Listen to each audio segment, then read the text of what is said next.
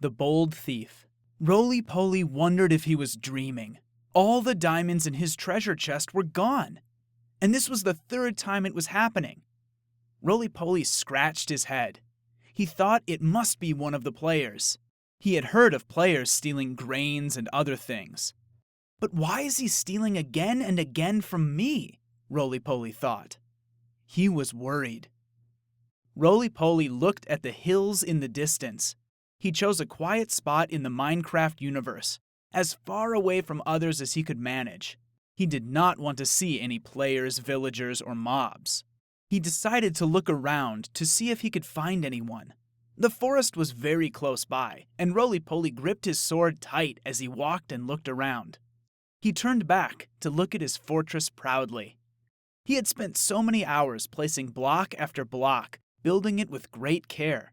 Roly-Poly wanted it to be the best fortress in the world, or at least he hoped it would be.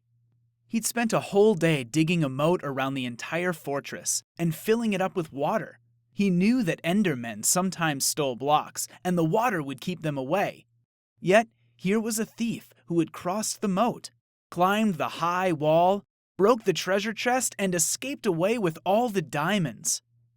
Roly-Poly had gone out just for a while to look for food, and the thief had taken the diamonds in those few minutes. Last time it had been his diamond sword, and even before that, 2 emeralds and some gold ingots. Roly-Poly was very angry. "I'll catch that thief," he kept muttering to himself. He had to catch the thief and put an end to this. He wanted a trap, a simple one that would work. Roly-Poly chose a nice spot along a corridor and started digging in the corner. He dug deeper and deeper until it was several blocks deep. He placed a ladder, leapt out of the hole, and looked down. He was very happy. It was a deep, deep hole. He placed a block of wool on top and wrote a sign that read, "Diamonds below." He hoped the thief would come this time. Roly-Poly rubbed his hands in delight. He decided to go out again. The thief would then come inside the fortress and find the sign. Roly-Poly wandered around for a bit, then came back to his fortress after an hour. "I wonder if the thief came and went," said Roly-Poly loudly. He went up the stairs and rushed along the corridor.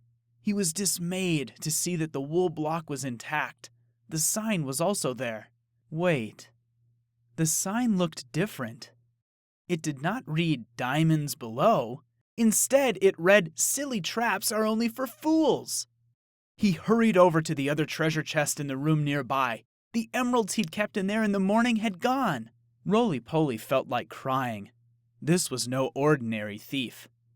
That night, he decided to hide and watch out for the thief.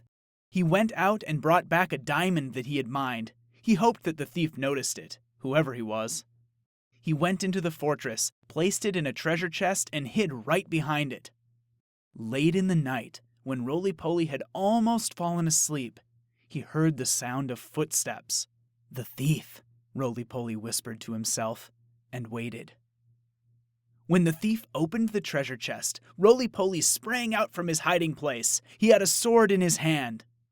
But when he saw who it was, Roly-Poly was taken aback. It was not a player. It was the one and only Herobrine. "I didn't believe you existed," Roly-Poly said. His hands shook as he tried to hold his sword steadily. "Of course," said Herobrine, laughing wickedly. His eyes glowed. It made Roly-Poly feel more uneasy. "Prepare to perish," Roly-Poly cried, lifting his sword high up in the air. But Herobrine was too quick for him. Cling, clang, crash! Herobrine and Roly-Poly fought with their swords. Roly-Poly realized that Herobrine was very powerful. He was so good at sword fighting. Every strike was powerful, and Roly-Poly knew that he had to do something fast. If he ran out, there was every chance that Herobrine would take the fortress for his own. The only other way was to lead him downstairs slowly and out of the fortress where they could fight out in the open.